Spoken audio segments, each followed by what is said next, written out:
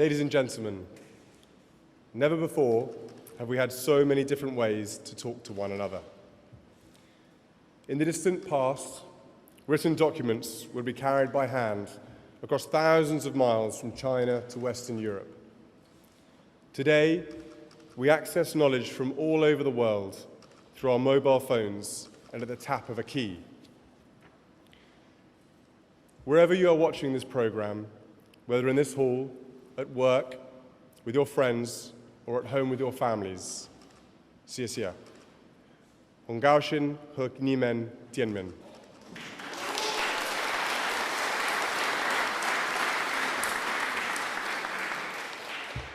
Thank you for welcoming me into your homes. Many of the most important conversations we have in our lives take place in the family home. The home is where we learn from our parents and grandparents, teach our own children, and share our stories and hopes for the future. It is where many of our ideas and values are first kindles. In that spirit, there is one subject I believe we have to discuss around our family tables and across the generations. It concerns the future, and I know the Chinese are a far-sighted people.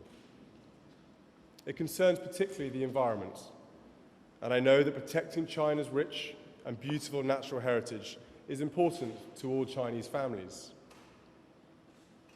It is the mass destruction and trafficking of iconic endangered species.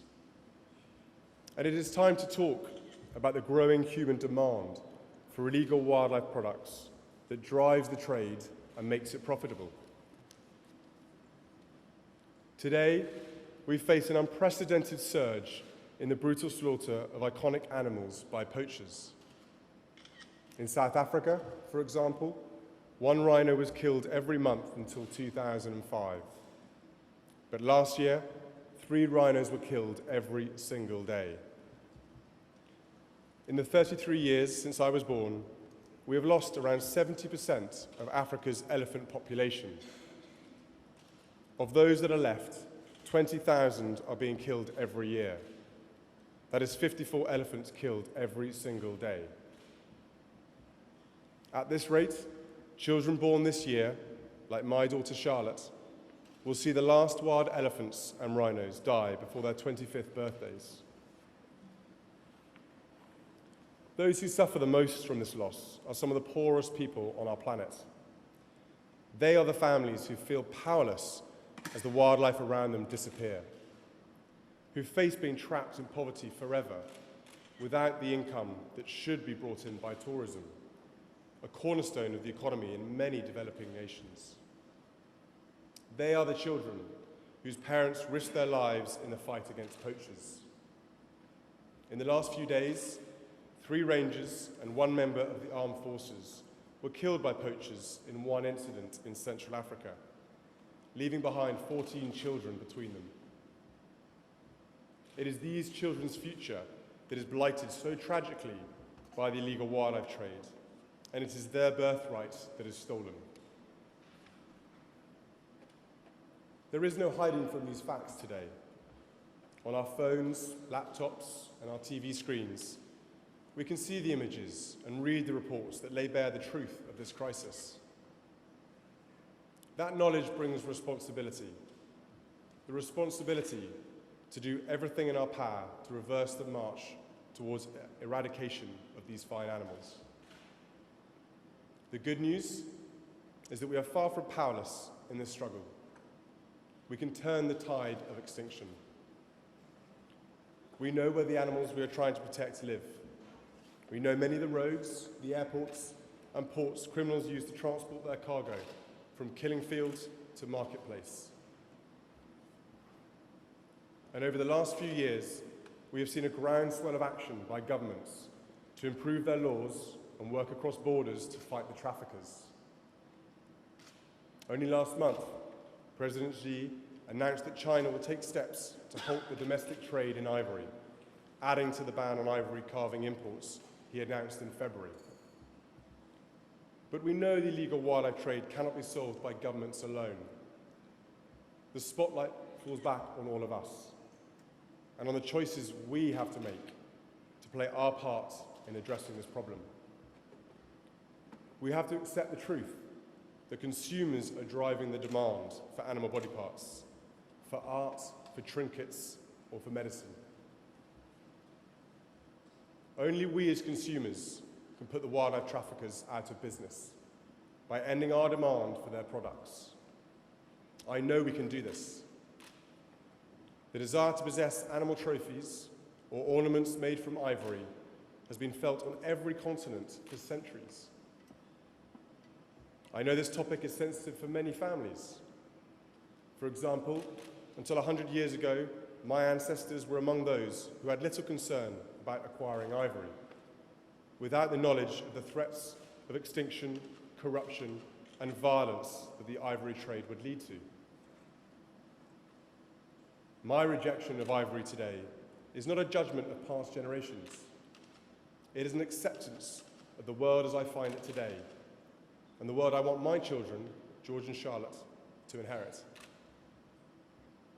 Likewise, those doctors and medical practitioners in China that are speaking out against the use of endangered species in medicine, they are not judging previous generations who did not have the facts that you do today.